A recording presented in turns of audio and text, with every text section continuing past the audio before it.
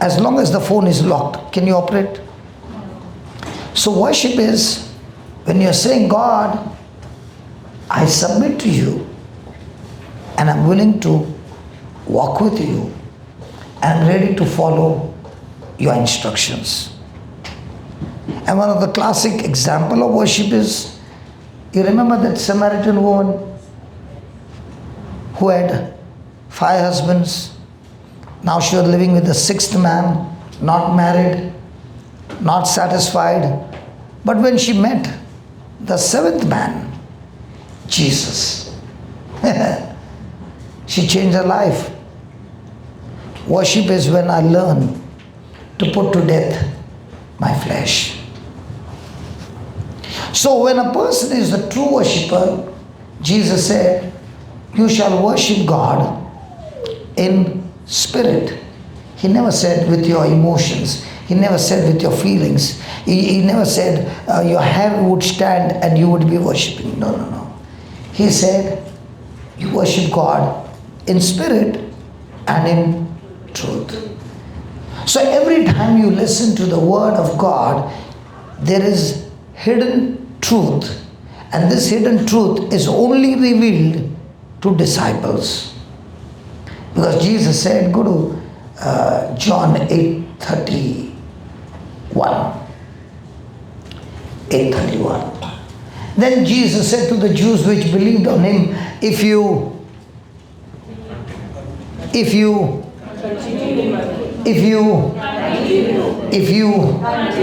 I can read the Bible in the morning and the whole day, am I still continuing in the word or I change my thinking? Jesus said, if you continue in my word, then truly you are my disciples indeed. So when a person says, I'm a disciple of Christ, the first question is, are you continuing in his word or are you coming in and out in a season? When I'm in trouble, I go to Jesus and say, Jesus, can you give me some solution? But a disciple, for him every day is a season to worship his lover. Now for example, somebody likes some background music with what I'm teaching.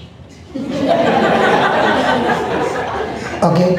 Now that's the person who is worshipping God with music and with preaching. But somebody else is getting disturbed because of that. Now, can there be discontinuation because of that music? The worship stopped. When you're worshipping, whether the music is there or not there or whatever is there, it doesn't matter. What matters is, Lord, I'm continuing in your word. Now the music stopped. Now somebody is getting disturbed. It was so good with the music. You see? So is the worship going to depend on external things or your heart condition? Praise God. Hallelujah. And because of which the person makes a decision, Lord, you told me to sacrifice my son. I love him very much. But because I love you, your love is much greater than my love. And that's why I'm going to do exactly what you tell me to do. Did Abraham do? Yes. Now, is it easy? But it is easy when you understand how did Abraham do it. Because in the 21st chapter, verse 12, God told Abraham, through your son Isaac, you shall have descendants. So has God already promised him that through Isaac he is going to be the grandfather? Yes. Now at that time Isaac is not married. So is he calculating for 3 days, Lord, I'm supposed to be a grandfather. I am going to do what you told me to do, but I don't know how a dead man, my son, can make me a grandfather. He's not yet married. I don't know how, but I do know you are marvelous in all your ways, and I'm not supposed to ask you how. Whenever you ask God how, you are in the flesh. Can you tell your neighbor? Whenever you ask your neighbor, tell your neighbor, tell your neighbor. Now you are the preacher, come on. Tell your neighbor with love. Whenever you ask God how, you are in the flesh. I heard you loudly. That was a very strong word. Hallelujah. Do we have the habit of asking how? Don't ever ask how. God never gave Joseph or any man in the Bible how. But the person discovered how when he passed the test. Can you touch your neighbor and tell your neighbor, please pass the test. Now, did Abraham pass the test of going to the land of Moriah? Yeah. Did he pass the test of offering his son as a sacrifice? Yes. But did he also pass the test that he believed that even though I kill my son as a sacrifice, I don't know how God will raise him up and through him give me a child that I become a grandfather. That's worship. You cannot worship God without the promises of God. You cannot have a personal relationship with God without the promises of God. And that's why he said, if you continue in my word, you shall be my disciple. You know the word disciple means, the first thing, I learned to discipline my flesh. How? Have you seen any martial arts? When I was small, I'd seen a movie, Enter the Dragon. And I would have been at that time 14 years old. I'd gone to the beach, brought sand, and early morning, mom was making the chapatis. I said, put it on the frying pan. And mom said, why? Why do you want to heat up the sand? I said, had you seen in that Enter the Dragon? The hot sand, he's putting his hand. I told my mom, I'm going to do that. Mom called my dad. And my dad was black belt in shouting. The moment he screamed, my dream was over. If dad had to encourage me today, I would also be representing India. Praise God. But there was something that happened in my life. I saw two movies, one after another. Enter the Dragon, Return of the Dragon. And then I had to go to my house. I was so filled with that strength and energy. I ran, might be about 5 or 6 kilometers, non-stop, and I still want to run. If that can produce an energy, how much more the energy that comes from the Word of God, teaching me to discipline my flesh and say to my flesh, you shall not rule over this body. This body does not belong to you. This body has been purchased by Jesus with his holy blood. Praise God. And that's why he says, when you are my disciples, then you shall know the if you don't learn discipline, you will never know the truth. And those who know the truth and apply the truth, they know before it can manifest that the truth shall set you free. Thank God he never said the preacher will set you free, because there are very few preachers in town. But the preacher can teach you the truth, and it is your decision to worship the truth and apply the truth and discipline yourself in the truth. And now you are not only set free, you will go around setting the captives free. Yesterday we saw two testimonies. In both the testimonies, both were broken and both did not know the truth. But when both of them turned to the Lord and disciplined themselves, wow, the truth set them free. Last night after I went home, I was thinking about the second lady who was not able to share her testimony.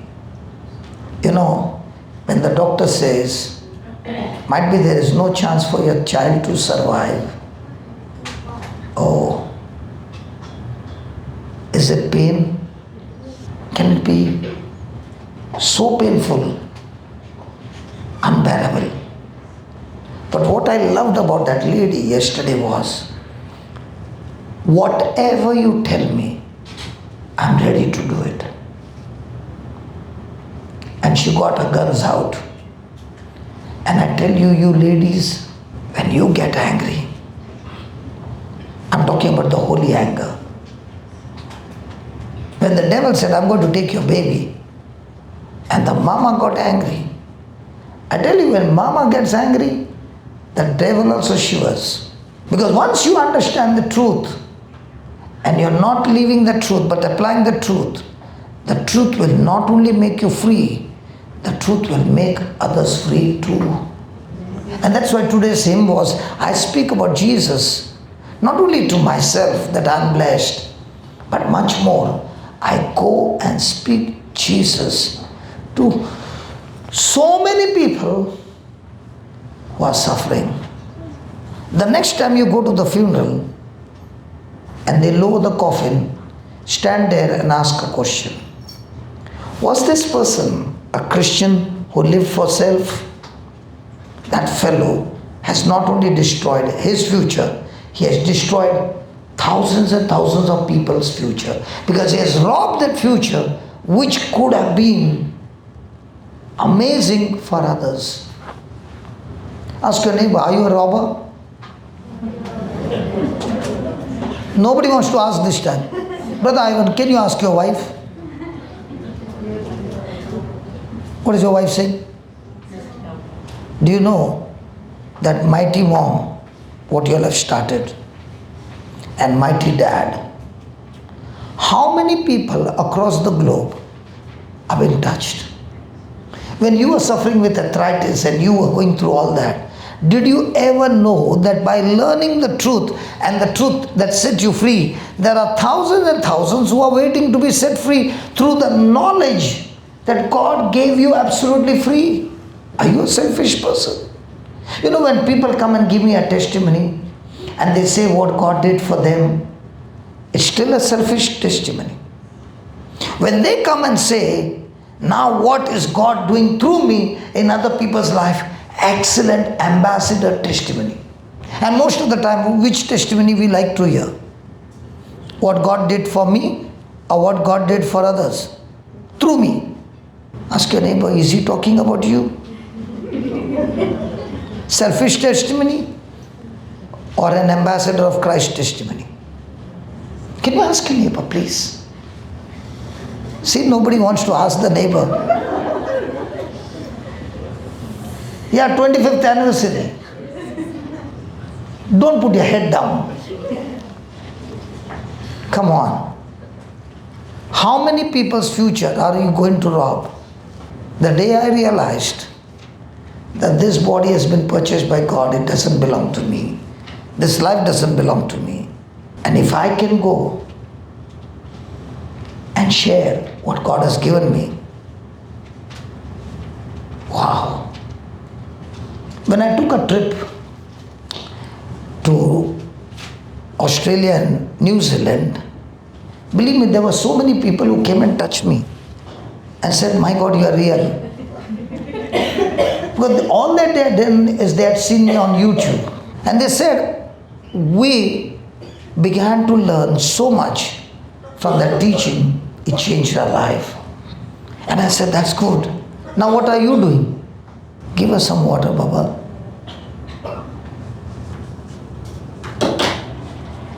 Thank you, Jesus. Now, can that water give a comfort?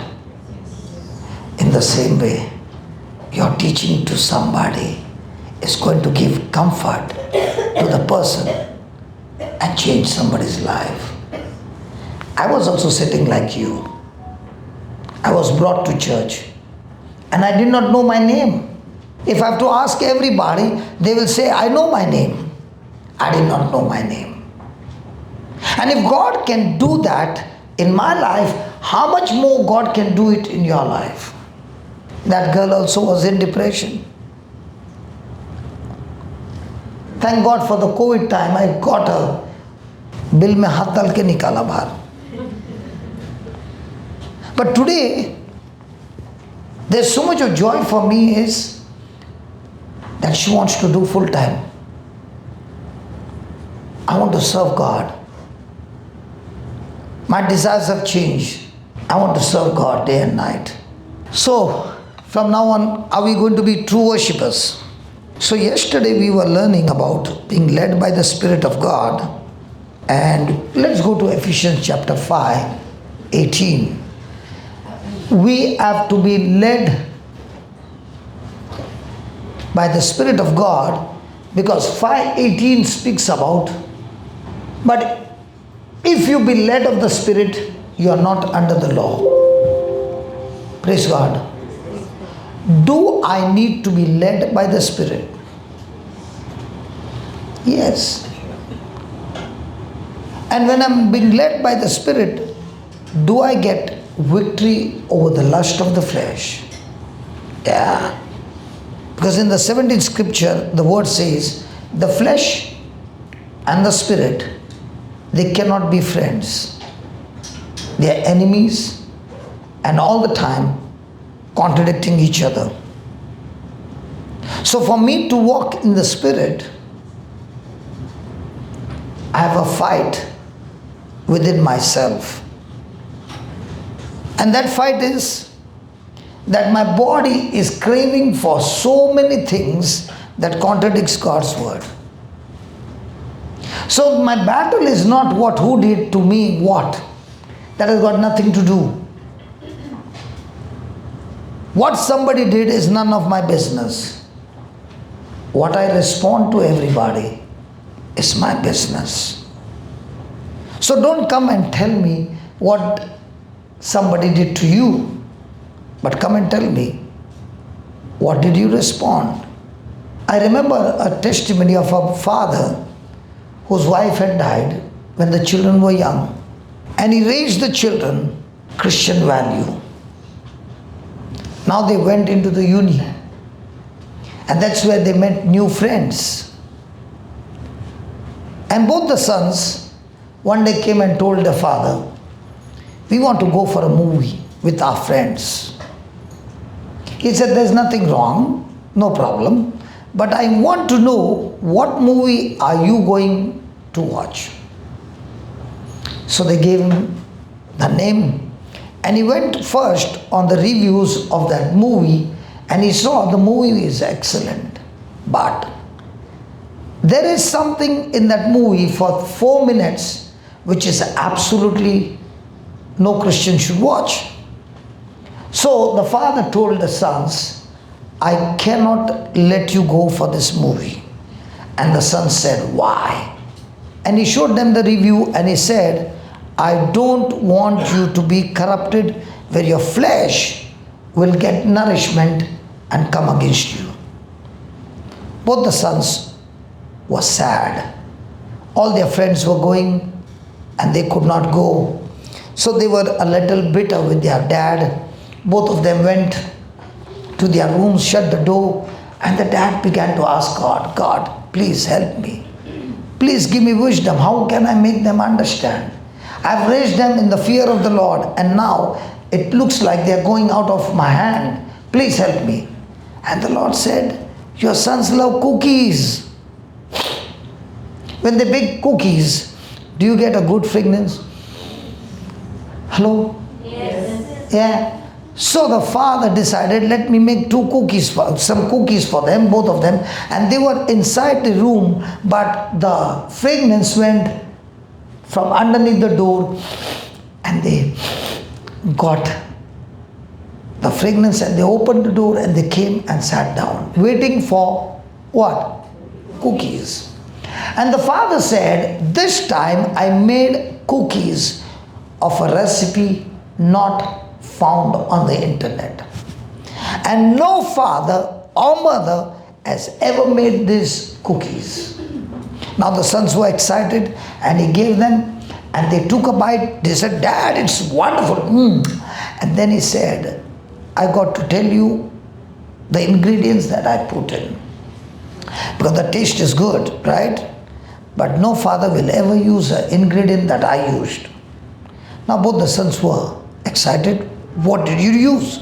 He said, I used the poo of the dog, our dog poo, and I put a small portion of it, just a small portion of it, in this cookies.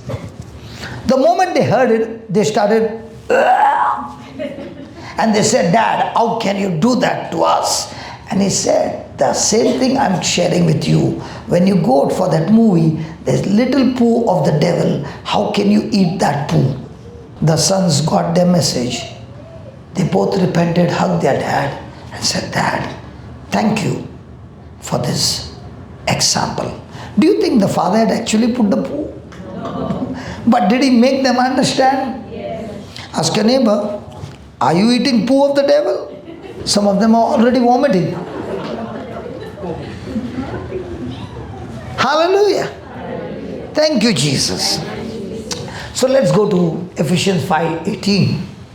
Be not drunk with wine, wherein is excess, but be filled with the Spirit. Now, is the Word of God giving us like a parable of a person being drunk with the liquor and the person filled with the Spirit of God? Have you ever seen a person drunk? Never seen. I know you are in Dubai, here it's not allowed. Why are you laughing? It's allowed.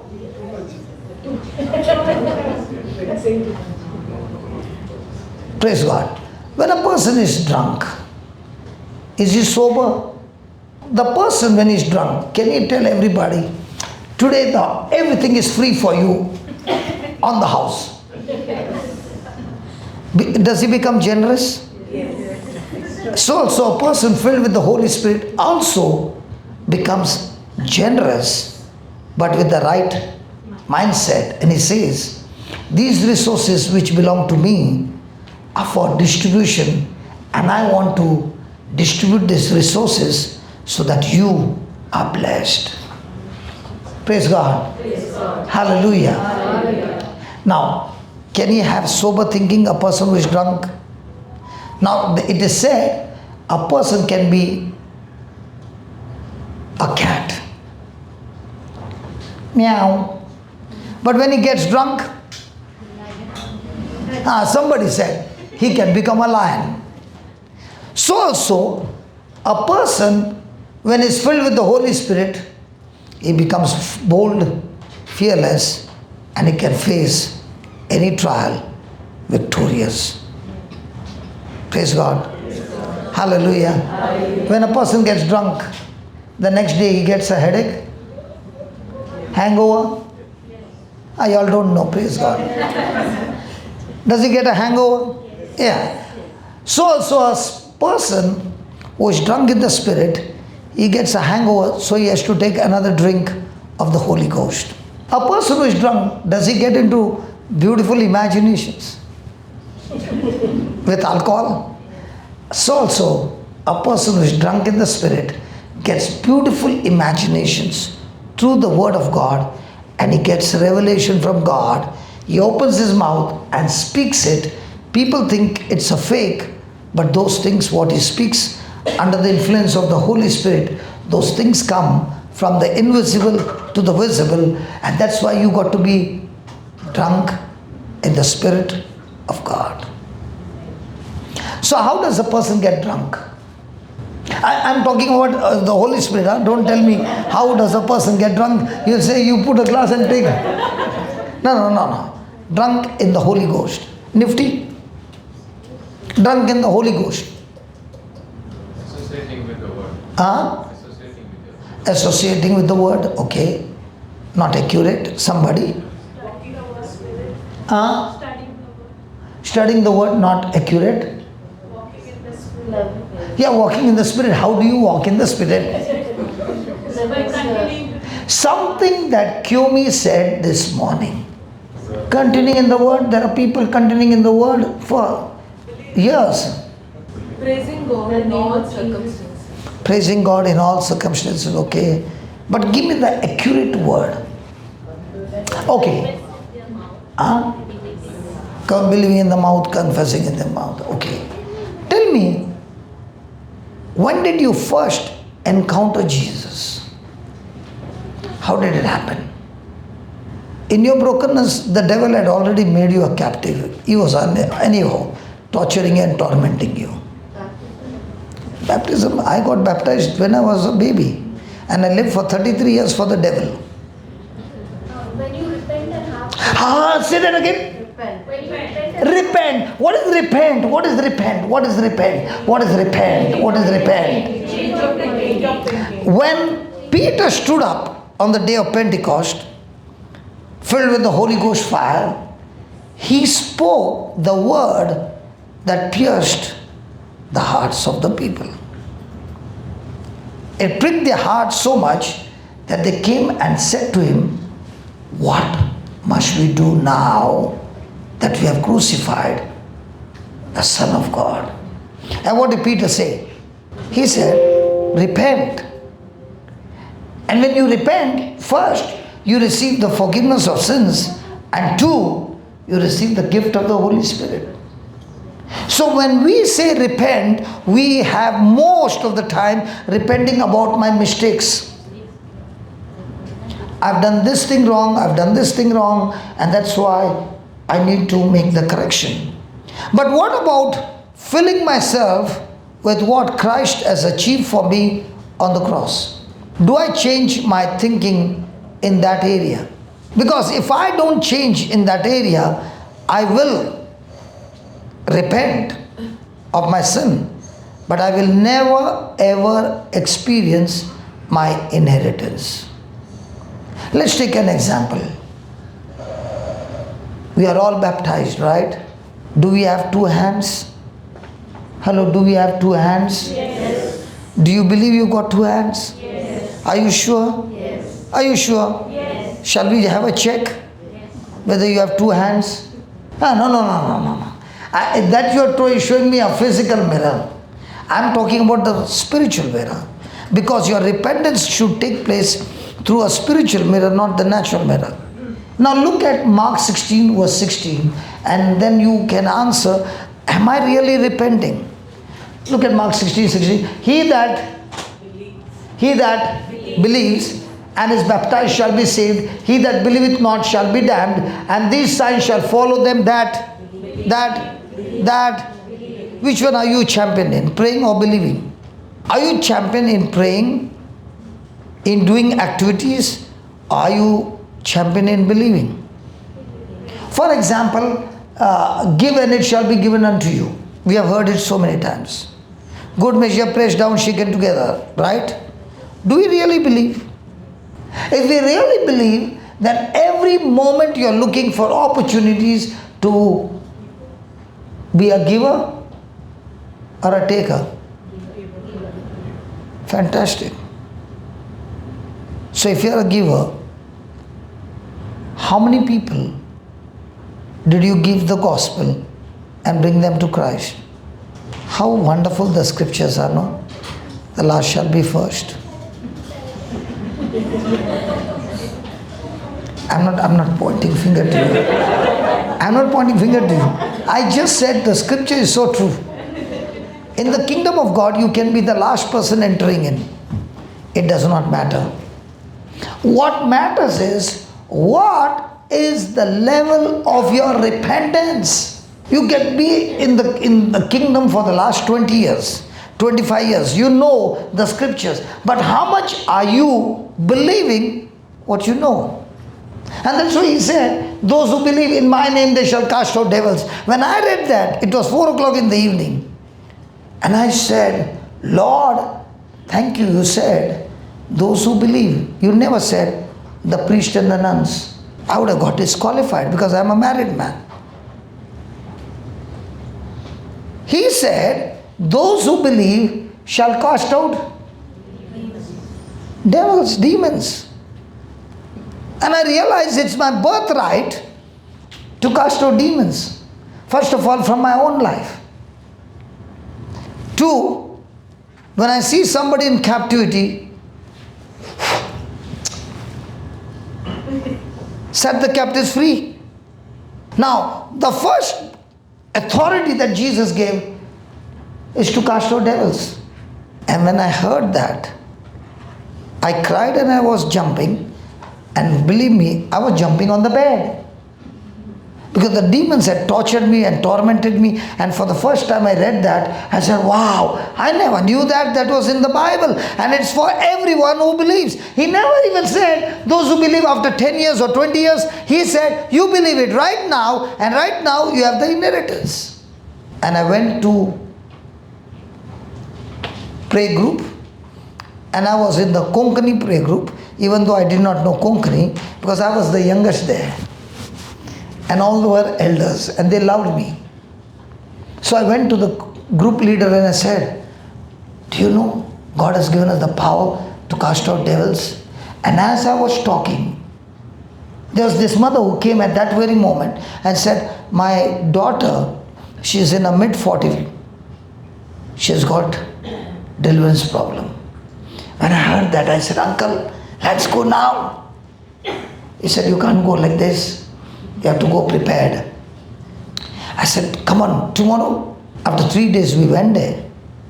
And we were praying and praying and praying and praying. And the lady was going round and round and round. We got tired. Don't laugh, man. This was our first client. After 1 hour of praying, we got tired and I came home crying. I cried and I said, God, why it did not happen? He said, now you do a preparation from the 4 Gospels, find out every place where Jesus is delivering people. Write down those scriptures. And now go and only read those scriptures believing, and things will change. I spent every line where it was written and I wrote it down and I said, uncle, this time we are going to win. And we went there, and the moment she saw me and that uncle, she went into the bedroom and locked the door. The mother said she locked the door. I said, it doesn't matter. When we open our mouth and the person is in New York, it still hits him. How many of you agree with that? And this is just next door. Don't worry. And we started speaking the scriptures from my book. In 10 minutes the door opened. And she came and knelt before me. And she said, you're very powerful. The Holy Spirit said, don't you say yes. She's going to hammer you. And I said, no, not me who is powerful. Christ in me is powerful. And that's why you need to obey me. Be careful. The devil will tell you, you are powerful. No, not me. The one who is in me is powerful. And now the Lord said, keep repeating the scriptures. And as I spoke those words, the enemy said, I want to leave. I said, did I stop you? Get out. That lady was delivered. I found my inheritance in the Bible. In other religion, you have to go on the mountain and do tapasya.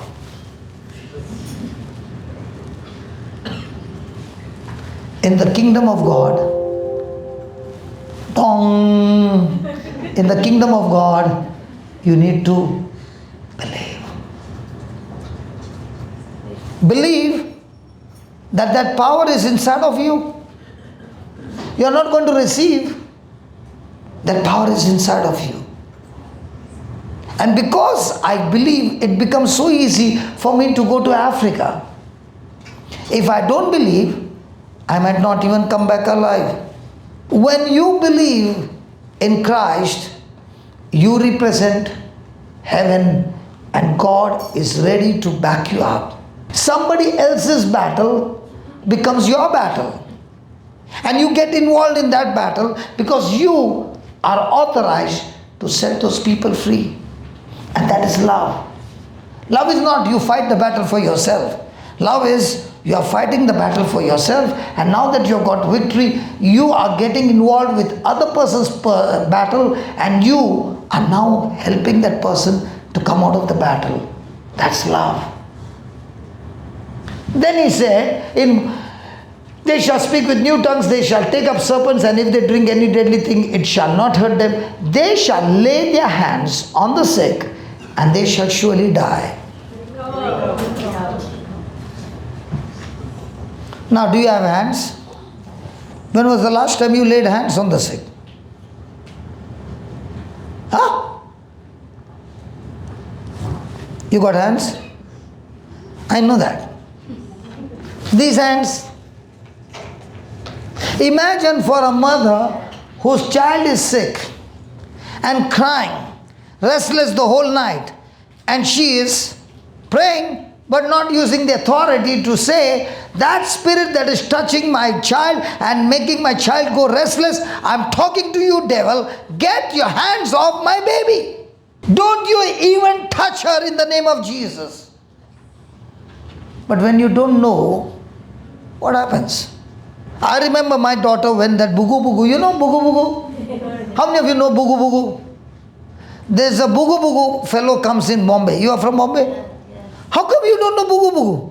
Never stayed in Bombay. Then how can you say you are in Bombay? Okay, if you are staying in Bombay, that bugu bugu fellow comes, bugu bugu bugu bugu, and he takes a rope and hits on his own body, and the sound comes fatak. You have seen that? The sound is big. Now my daughter, younger one, would go under the chair and start shivering. That is after my conversion. And I went to the priest and said, my daughter has got this fear. And he said, Jesus is the same. You know that scripture, right? So, I don't know, she doesn't know when that spirit of fear has entered in. And that spirit of fear has made her captive, that she is shivering. So the priest said, when they go to sleep, you lay your hands on your baby and say this scripture, Jesus, you are the same yesterday, today, and forever. I don't know when she experienced this fear, and I ask you, Lord, please come into the time when that fear entered her, and now, in the name of Jesus, I'm talking to you, that fear, get out. I said, get out, and you shall not torture my daughter anymore. She is sleeping. And we are doing this every night when they are sleeping, both the daughters. Might be about 15 days later on, she was on the grill, looking outside the window. And there comes the man, boo-goo, boo-goo, boo-goo.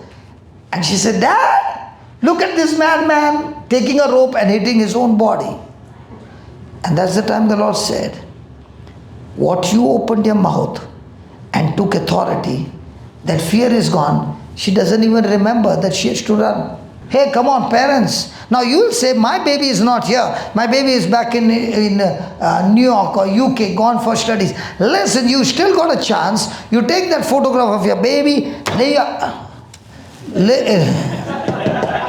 your hand on that photograph and start saying the same authority.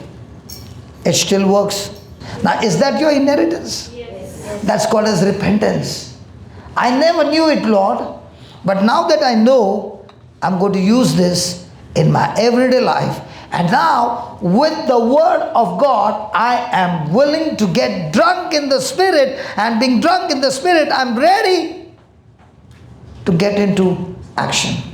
Am I giving them good news? Yes. It doesn't look like. Can you tell your neighbor, can I lay my hand on you? Ask your neighbor. You got another neighbor here? Oh, you want to lay hand on me? Okay. Now, hold your neighbor's hand, close your eyes and say, Lord Jesus, you said in Mark 16, 16 and 17, those who are baptized are already saved. I'm already baptized. And you also said, these signs shall follow them that believe in you. I believe in you. I believe in your word. And I thank you, Lord, that I am authorized, anointed to cast out demons, pray in tongues, to lay hands on the sick, and they do recover. As I lay my hand on this precious friend of mine, your anointing is flowing, your power is flowing, destroying every demonic activity. And I thank you, Lord, your anointing has destroyed every kind of sickness, disease, and every work of the devil. I believe it. I've confessed it, and I receive it in the name of Jesus. My dear friend, you are set free, completely set free, in Jesus' name. Amen. And that's how you walk in the Spirit. Is that difficult? Hello, is that difficult? No. The problem is, it is so easy that it becomes difficult to believe. Can it be so easy? Because everything in the kingdom of God has already been purchased by Jesus. And we have been living in the kingdom under the law that you have to really work hard to perform to get something from God. 1. 2, you have to fight against your unbelief, and that's the work you do using the scriptures. And now when you are in belief, inheritance is yours. That book which we distribute is a book of your inheritance. It's not based on your performance. It's based on how much you believe. And for me to walk in the Spirit, the first leg I need is repentance, and the second leg is to believe in what the promise says with my faith. Challenge every day is, am I walking with repentance and with faith? So write down, Ephesians 5:18 says, do not be drunk with wine. Do not be drunk with wine, but be drunk in the Spirit of God. The Bible speaks about comparison, because being drunk or filled with the Spirit of God is a lot like getting drunk, is a lot like getting drunk with wine. First point, the person must decide to drink. The person must decide to drink. Once he decides to drink, then the liquor takes over. Now, he is under the control of the liquor. Now, he is under the control of the liquor. In the same way, by an act of my will,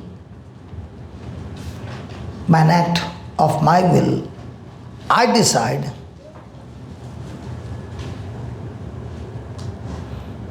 that I'm going to be led of the Spirit. Let's take an example. Somebody left alcohol and is sober, and there comes a feast, and now his friend says, "Chura, want the chur?"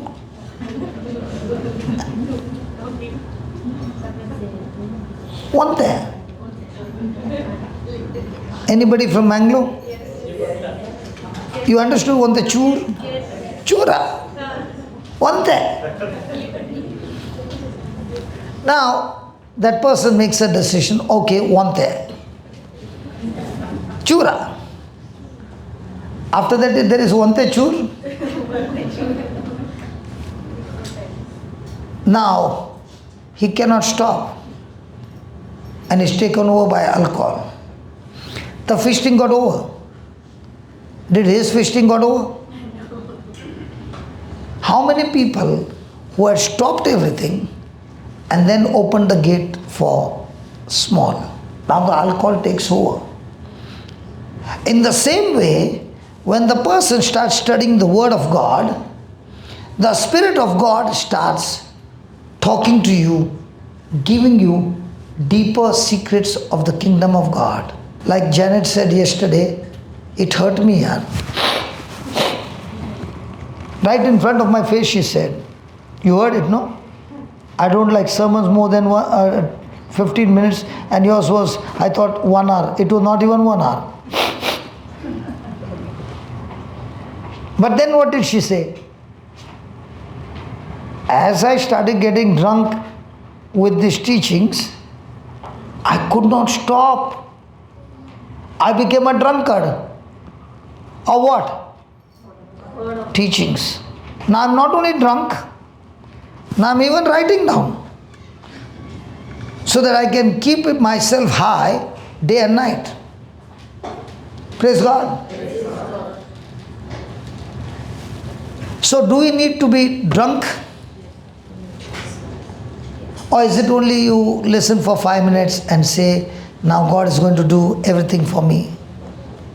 The more and more you get drunk, she said yesterday, she did not even know how she got the desire to forgive a loved one. So when you get more and more drunk in the Spirit, in the Word of God, the Holy Spirit helps you to understand, and now repentance comes from deep within.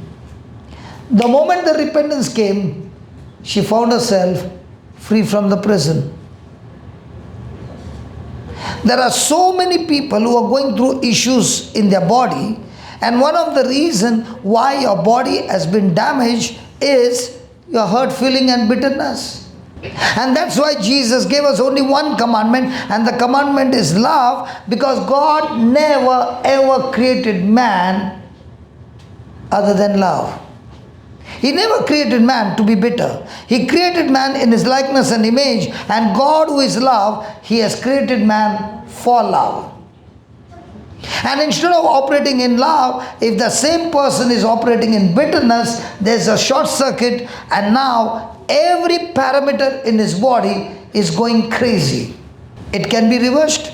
Absolutely, it can be reversed. But it cannot be reversed with your willpower. It can be reversed by God's power when I get drunk and filled with the Holy Spirit, because I'm spending now hours and hours investing my time in the Word. So that means I should not go to work? No, you can go to work. If your work is about 1 hour distance, best. And if you're working in Abu Dhabi, it is even more best. I know some people who work from Dubai to Abu Dhabi, okay, every day.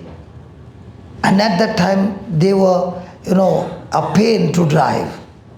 But now they said, from the time the CD came, I have never ejected that CD. It keeps on playing, and it keeps on playing, and it keeps on playing, and I did not even know that what I'm hearing it continuously is helping me to repent, that before I can go into the war zone in the office, I'm already prepared how to respond. And that long distance, which was frustration and irritation, now became a blessing.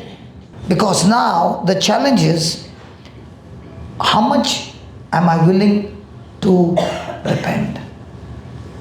First leg.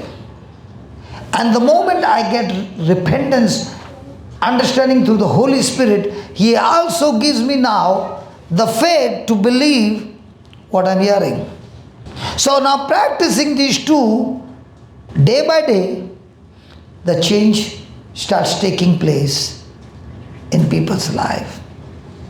I know so many of them who are totally depressed, very, very sensitive. Even a small thing is said to them, they would get triggered off.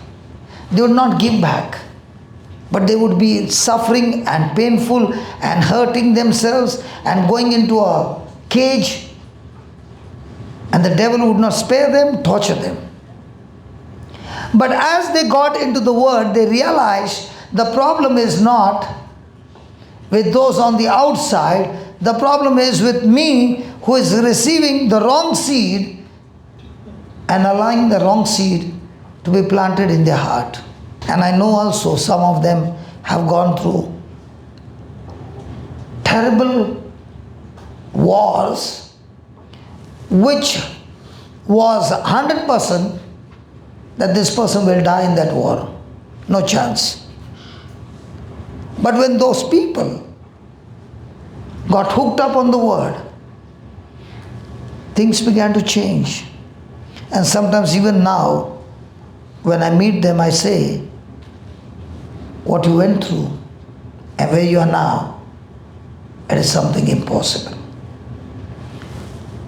Just as the word of God says, nothing is impossible to God.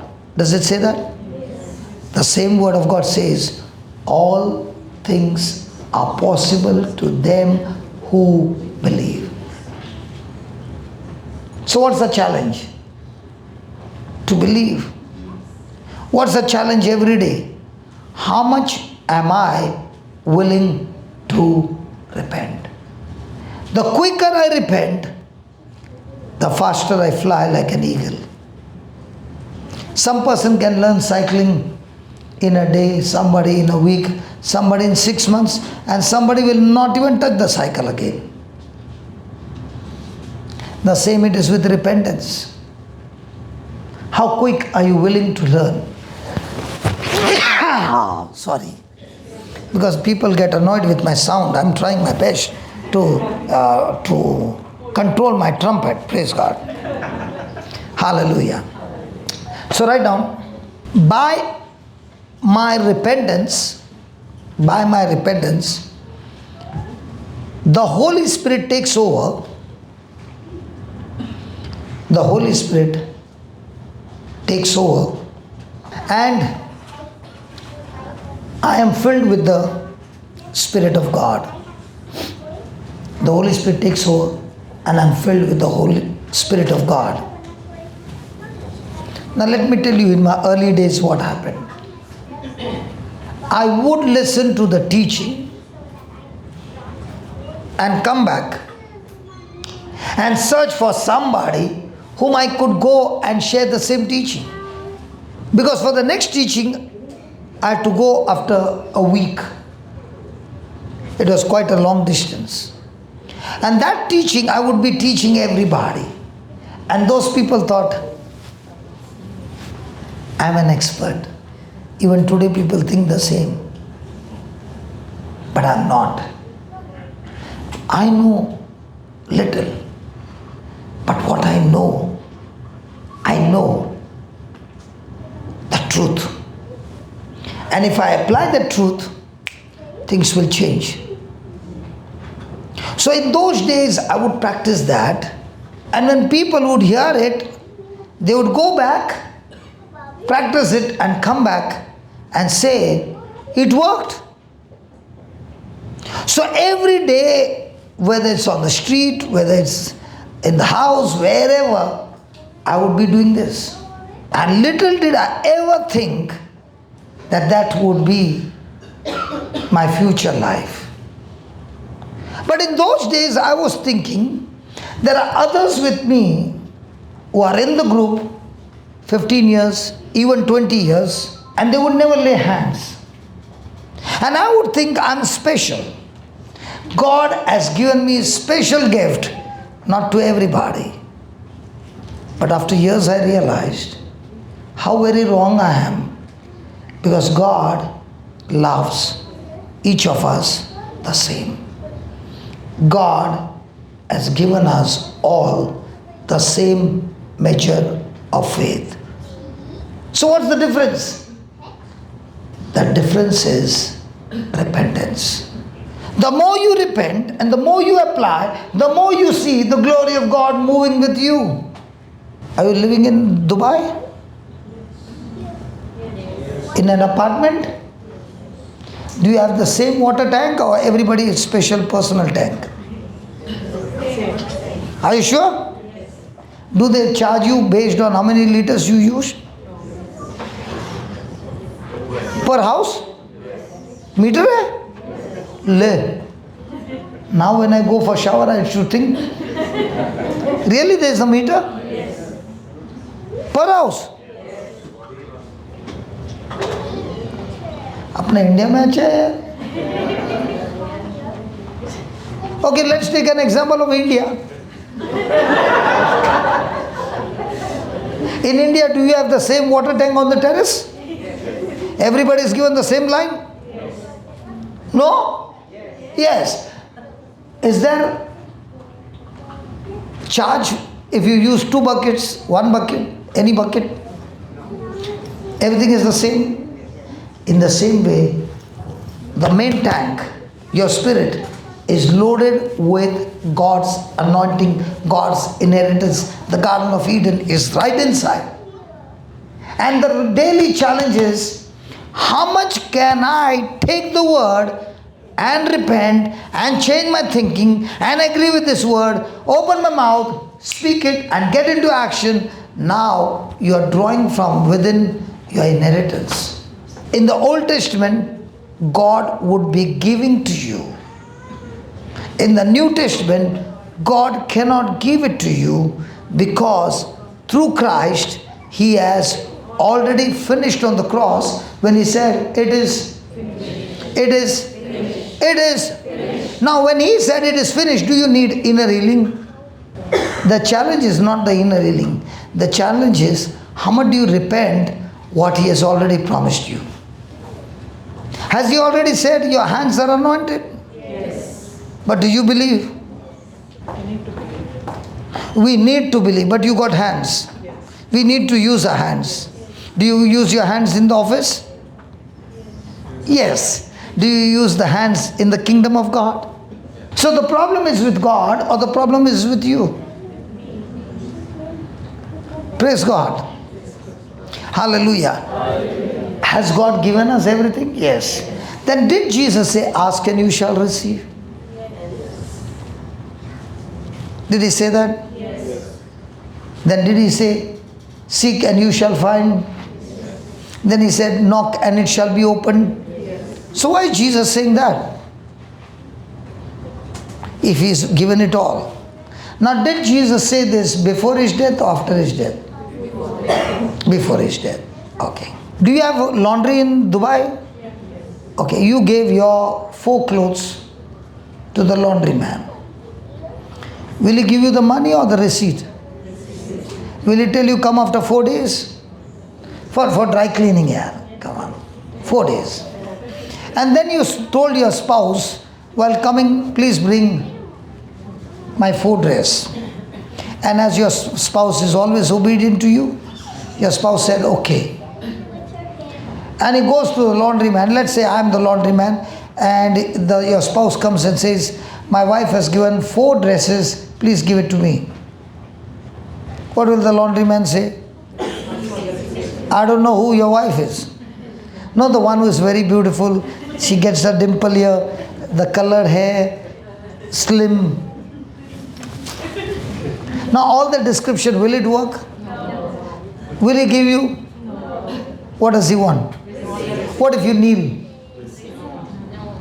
What if he prostrates? What if he gives 2 candles? What if he gives him a garland and say, I give you the garland, now give me the clothes? Can anything work? What works? In the same way, when you go to heaven and ask any delivery of your inheritance from heaven, please bring the receipt. And what's the receipt? That promise of God that Jesus earned on the cross for you and me. How many people put their petitions without the receipt? Because this word of God does not work on its own. This word of God is powerful, but this word of God will get into action when you mix your faith to that word. Even this light, it works on 2 wires. It doesn't work on one wire. In the same way, one wire comes from heaven and one wire comes from you. Repentance is what God said to you. Faith is where you connect your wire to that repentance, and now your life is supernatural. Ask your neighbor, are you living on one wire or two wires? Ask your neighbor, ask your neighbor. No, please ask your neighbor. Please ask your neighbor. Please ask your neighbor. One wire, two wires.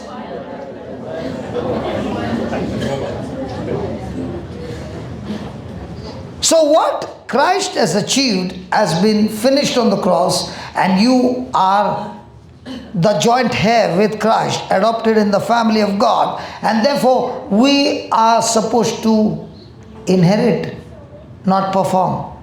So that means action has got nothing to do. When you believe you are an inherited heir, you live like an heir. For example, you got 10 dirhams and you are hungry.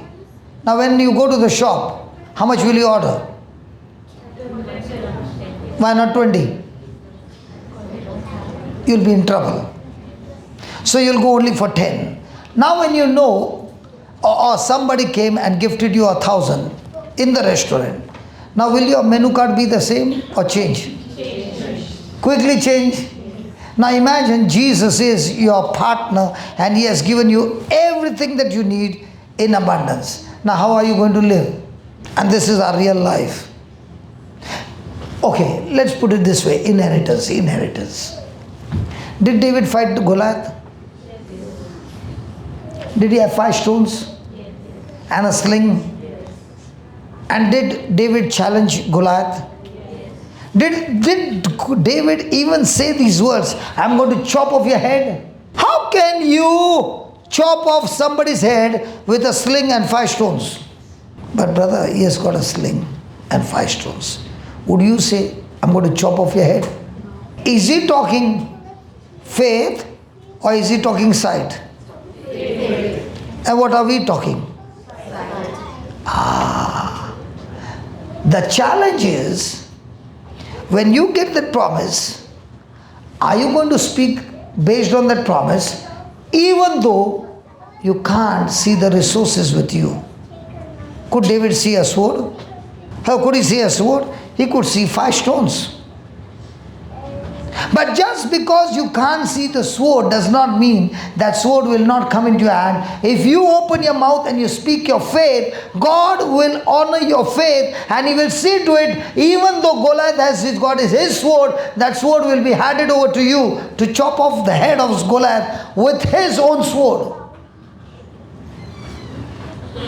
So the challenge is not to chop off the head. The challenge is, how much are you willing to believe and speak what you believe?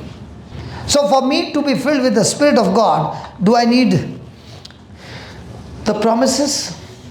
Yes. Do I need to believe them?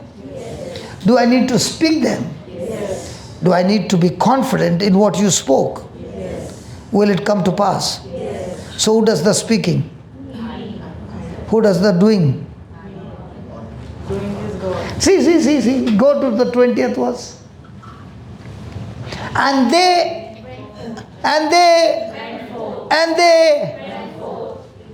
after you got that word, do you go forth or do you stay at home?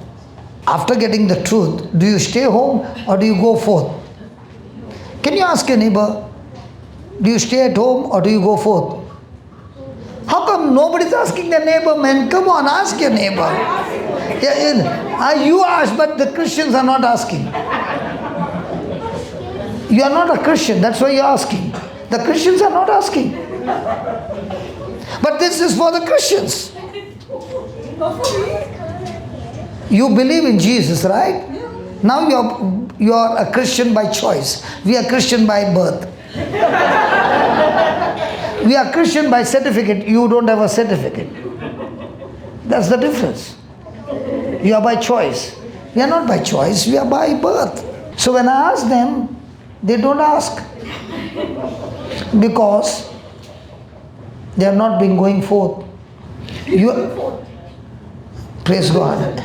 And you asked, right? I met her only when? in Vasai. What was the date? 3rd Jan. I met her for the first time. I did not know her. And she had an issue. She has got everything. But she can't take one meal without an injection. Went to all the doctors.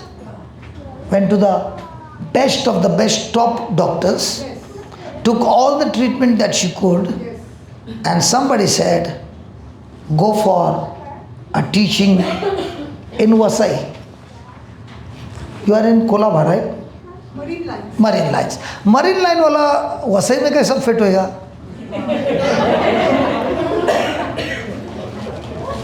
Difference है ना? Imagine. इधर कौन सा? What is that hotel? Move. Actually, you all know. So she stays here in Movenpick, and in Vasai also she stays in Pick and Pick. What is that Pick and Pick? Amara Center in the dormitory. Is it comfortable? But what made her comfortable is the teaching that she said, I could not eat one meal, and when I came there in Vasai, I'm only eating. And I'm eating without medicine. And then I said, I'm going to Dubai. Would you like to come? She said, yes. So now she's coming with me to Dubai. And then I said, can you forget the mica? Mica. क्या बोलता है? बोला ना मेरा माँ का घर क्या बोलता है? Mica. So can you forget the mica? I'm going to the mica again to Vasai. Are you coming? She said, I'm definitely coming. Then from mica, I'm going for the international conference on the 4th. I said, are you coming? She said, I'm coming. Now why is this lady so interested in coming? Because I'm going with her. Is that? No. Because she found the lover, Christ. So for all these years, she was experiencing the blinking till she came to Vasai and she got some charge. And what happened in Vasai was she had to hear and repent. You can sit here throughout the day, hear it, but not repent. You go home the same. You can be seated in the same place, repent, believe, and move into action. Nobody needs to come and lay hands on you, because when you repent, God Himself lays hands on you. Praise God. Praise God. So when she learned, I did not know her story. And I said, I'm going to Dubai. She said, I can come. So she got on from Bombay, I got on from Goa. And here she is. How much do we know each other? But do we know the same lover? Now she went and came back. Did she come the same? She looks the same. The mic is the same. But inside, the charge battery is there. In the same way, when her family looks at her, she looks the same. But in Vasai, she got batteries charged. And sickness had to leave. So you are here to repent and believe in faith so that your batteries are charged. Now you can tell your neighbor, if I touch you, I know everything is going to change because my batteries are charged. They are no longer blinking. When they are blinking, I used to be a blinker. And the Bible says, when a person is in doubt, he is a double-minded person. They put that, James. Okay, we'll finish this and go. And they went forth and preached. The Lord. The Lord. What is the meaning of the word Lord? Who is that Lord? Jesus. Just put this. And then after the Lord had spoken unto them, that's Jesus, he was received up in heaven and sat. So where is Jesus? Where? In heaven. So who is this Lord? The Holy Spirit. The Holy Spirit was working with them and confirming the word. So who is doing the speaking? We. Who is doing the confirming? So what is our job? Hey, what is our job? Go and speak. What is God's job? To confirm. You are not to confirm. You are supposed to speak, believe, and be at rest. The job is done. So are you sweating? Or let the Holy Spirit sweat? From now on, are you willing to go forth? Yes. Come on. Yes. Come on. Yes. But to go forth, you need a body that is alive. Dead bodies don't go. Alive bodies, they go. Which one are you? Brother, don't feel bad. My brother in blue shirt, I asked you when was the last time you laid hands. You said you never laid hands. So do you have a living body or dead body? You had a dead body. Thank God. You repented? Yes. Hey, you repented? You repented. Now he quickly said, oh my God, this is my inheritance. And I've been struggling all this while. Now my body is alive. I'm ready to go. Because God has given me an assurance.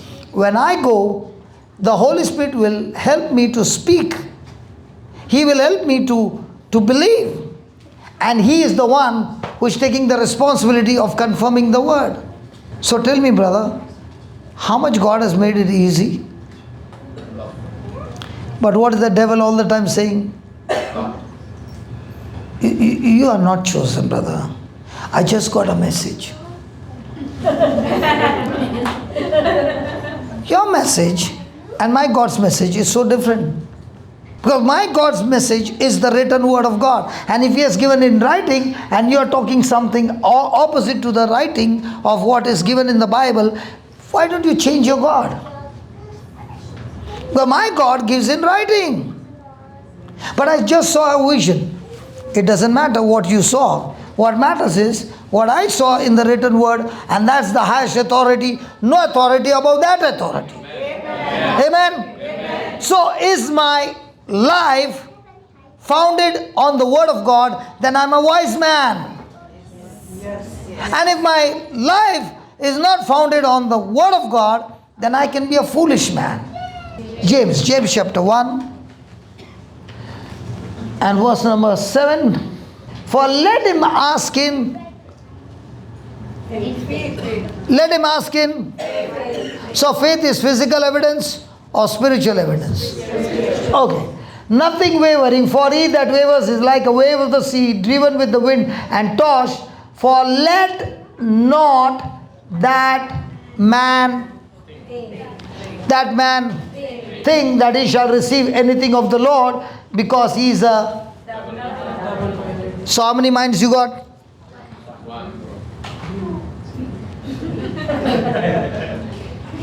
Everyone seated here has two minds. One is the mind of your heart, which is called the mind of the Spirit, which is also called the mind of Christ. And the second one is the mind that takes the decision, your soul mind. But your soul mind is such a good friend of your body that they become such good friends. Whatever the body is saying, the soul mind agrees and gets into action. But when the person is nourishing himself with the word of God, now the mind of Christ is saying, hey, what you're thinking is wrong. That's not faith, that's sight. And let's change from operating by sight to operate by faith. So now the battle begins. The body is saying something and the heart is saying what the word of God is saying. And the person makes a decision. I'm going to go with the word. can't you see so many people are doing the same? I'm no longer interested in the broad gate. I walk in the narrow gate. In the world, majority wins. In the kingdom of God, the narrow gate always is a winner. Ask your neighbor, do you walk through the narrow gate or the broad gate? Good. You better ask her. Better ask her. No, complete the sentence. So do we practice every day the narrow gate? Yes. And in the narrow gate, you will have opposition, you will have persecution. Your own family members, your loved one will say, mad person. Janet, did you get through that? People called you mad in the beginning? The whole day you were with the word, right? Yes. So did they say, Mom has gone mad? It's okay. You don't want to answer, it's okay. What do you mean everywhere? Everywhere the teaching was going on. In your house? Yes. Every room. So those who did not want to hear, what did they say? Somebody wanted to laugh, right? Initially, like my daughter, initially she was, why everywhere? Even go to the washroom, there is the teaching. Go to the kitchen, there is the teaching. Brother Johnson's teaching is going. The daughter, not the husband. No. My daughter was saying that. Why everywhere? Brother Johnson's teaching. Everywhere I'm hearing his voice. There's nothing else to play. And the husband was all the time pleased. She is very, very smart. She wants to talk about the daughter, but what about the husband who was laughing? Is my husband, no? And we recently finished our 25th anniversary, right? Praise God. Were you forcing? No. So when we decide to walk in the Spirit or with the Spirit,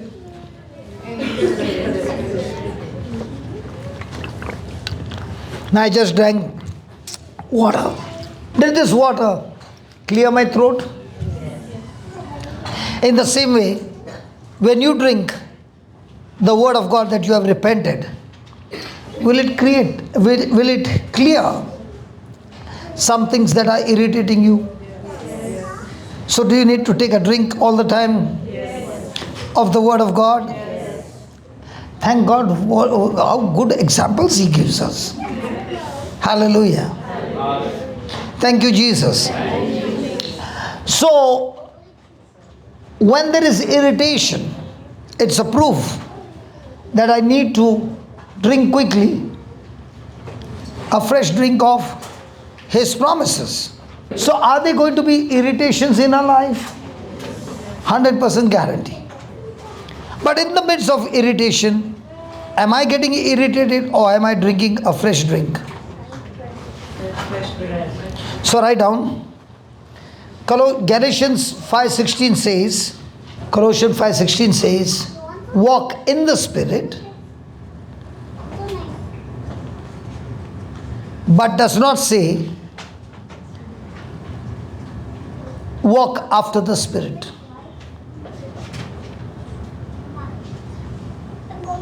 Or walk with the Spirit. We are to stay in the Spirit. The Holy Spirit of God is the environment of our lives. Is the environment of our lives. Let me give you an example. Let's say you got some bad news. Painful news, depressing news, and you went on the YouTube and put in some praise and worship. For example, today we had one hymn. We were singing for 48 minutes. Will those lyrics change your thinking?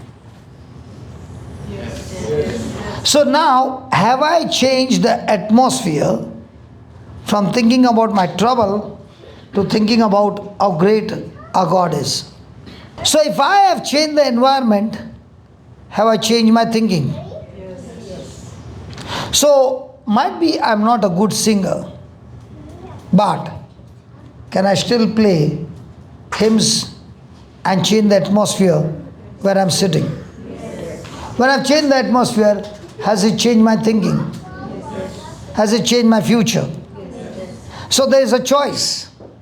Every moment I can go through a battle and keep thinking about the things that are hurting me, and I can face the same battle by putting on some good praise and worship and a teaching and change my thinking and use that very atmosphere to battle against every trial that I'm going through. So write down in capital letters, the atmosphere that I create,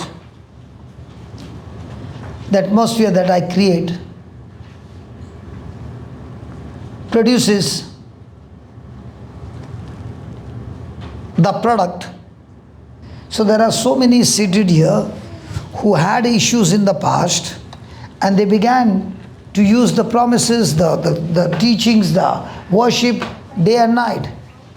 And they began to say, I was never like this, but when I kept playing it day and night, it changed my character. So can I change my character by changing the atmosphere? So the Holy Spirit is the one who will teach you, guide you, lead you, encourage you to get hooked up on the promises of God, on the atmosphere of the Word of God that will change your emotions, your feelings, that will change you from worry to faith and make you fearless and face battles in your life, leading you to victory. What is the atmosphere that you create every day? The world is out there to give you lies after lies so that you create an atmosphere of fear and anxiety. And you can yourself create an atmosphere day and night of the presence of God, and that will make you stronger and stronger every day. Praise God. Praise God. Hallelujah. Hallelujah. Please write down in capital letters and get this thing inside your life. This is a powerful truth. Challenge everything that is coming against you to fight the good fight of faith. So write down, the flesh says that outside of the spirit,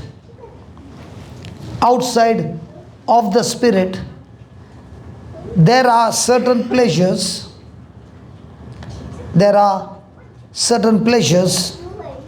that we need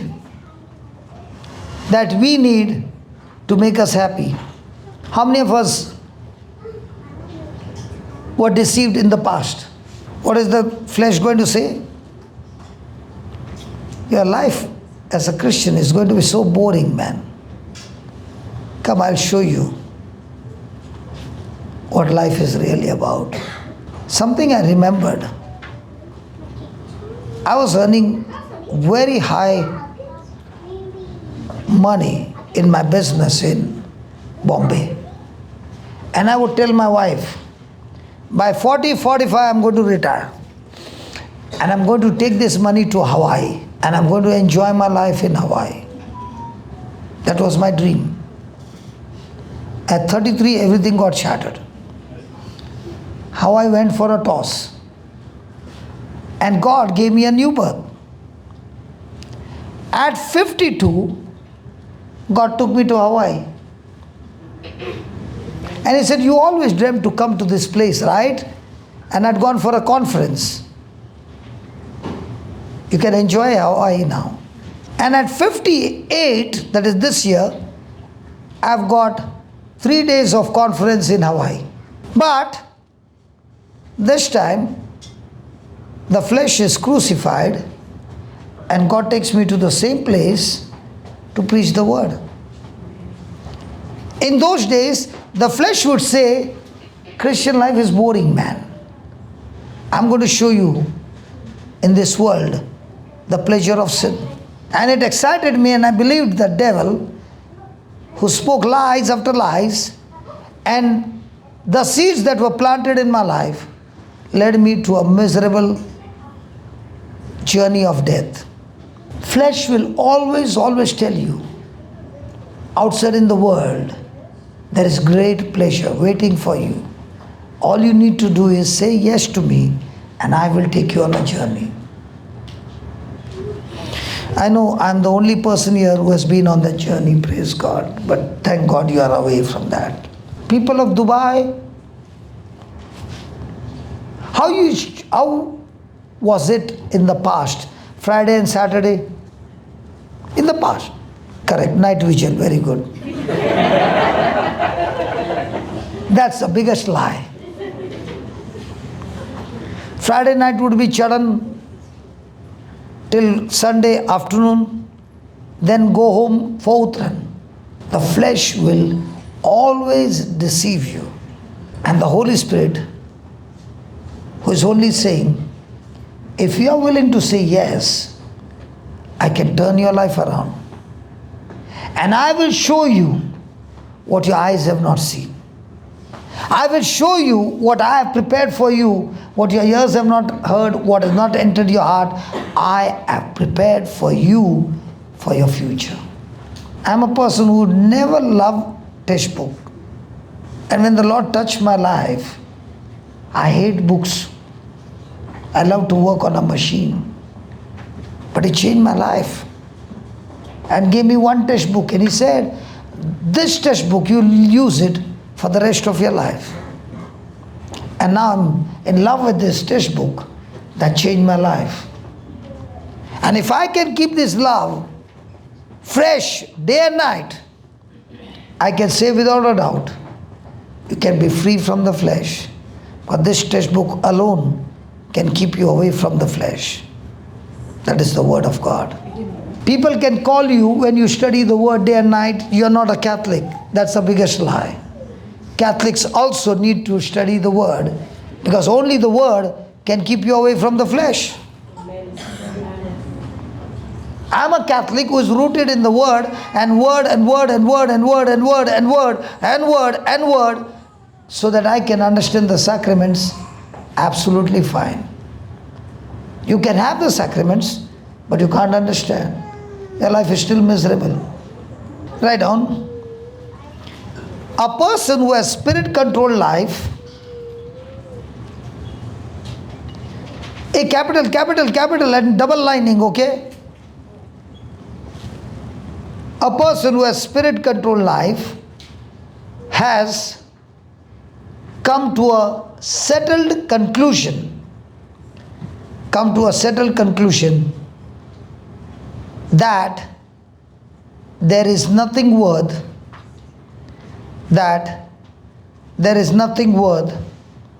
having outside of Jesus. When I look at my life, out of the 24 hours, every moment there's only one desire.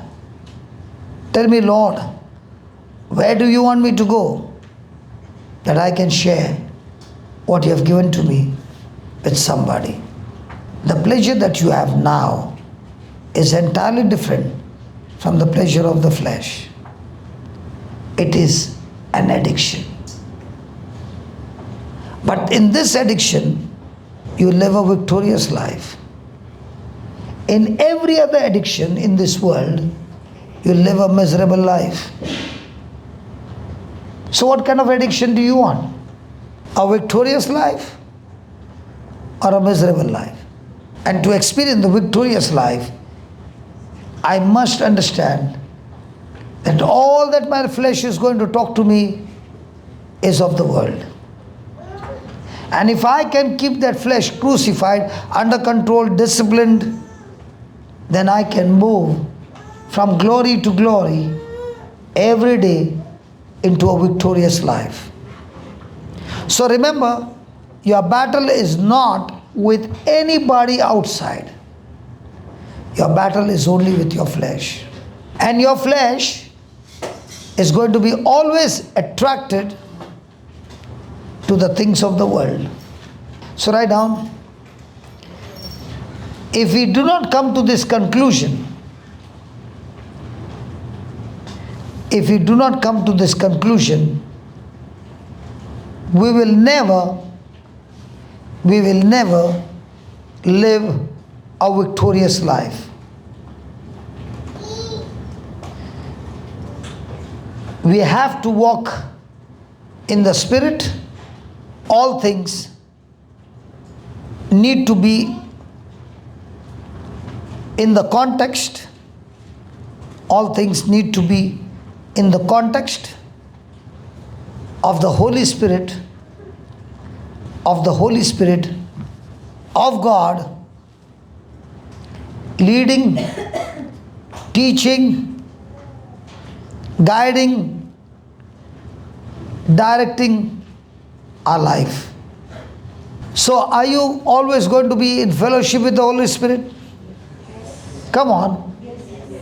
So when the Holy Spirit begins to talk to you, can He ever talk to you anything that contradicts God's word? No. Now when I'm talking to you, my brother Gladson suddenly stood up. Now can he standing talk to me? Yes. What do you mean he can talk to me standing? Huh? Huh? Ah. So you know Gladson so very well. Where's Rupa? Rupa, do you think he stood for that? Or did he say, brother, carry on for one more hour? Rupa, what do you think? Ah, the wife knows the husband very well. Praise God. Did this help you in any way? So are you going to walk in the Spirit with two legs? Yes. What's the first leg? Praise God. So are you going to use repentance every moment of your life? Yes. And what are you going to look at to repent? The promises of God. And to help you, my friend, listen, I met many people who have not attended any of my class, but I met them somewhere. And they said, from the time I got this white book and I started using the promises of God and started applying those promises of God in my life has never been the same. Those scriptures work for you, covering up your whole life, different departments of your life. So don't use those promises only to say it by heart. Use those promises to believe and get into action, because those promises are our inheritance. Can you close your eyes for a moment and talk to God from your heart and tell Him, Lord, I want to be committed to you, not in the flesh, but in the Spirit of God. I've been fighting too many battles, Lord. And now I realize the battles are fighting against my flesh. Teach me, Lord, to bring every thought into obedience.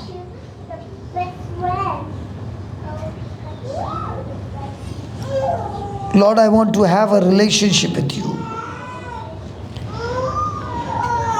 That through your Holy Spirit,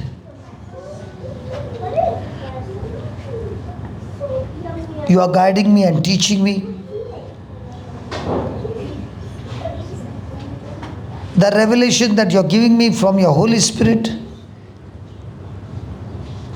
I'm able to bring every thought into captivity. I no longer want to walk in the flesh, but I want to walk in the Spirit. Thank you for revealing to each one of us that anything outside the Bible which looks to be good, but the end is self-destruction. Father, I pray, let our addiction be the addiction of the Word, guarding us from every lie of the devil. Thank you, O Spirit of God, as you are here in our midst. Destroy every lie, destroy every area of sin, destroy everything that contradicts your word, and let your people be set free. Spirit of God, confirm this word with accompanying signs and wonders, that each one experiences your freedom and lives a life not only pleasing to your sight, but lives your life as an ambassador, carrying the ministry of reconciliation and bringing the lost into the kingdom. Thank you, Father. Thank you, Jesus. Thank you, Holy Spirit, for answering our prayer, oh Father, in Jesus' name. Amen. Amen. Amen.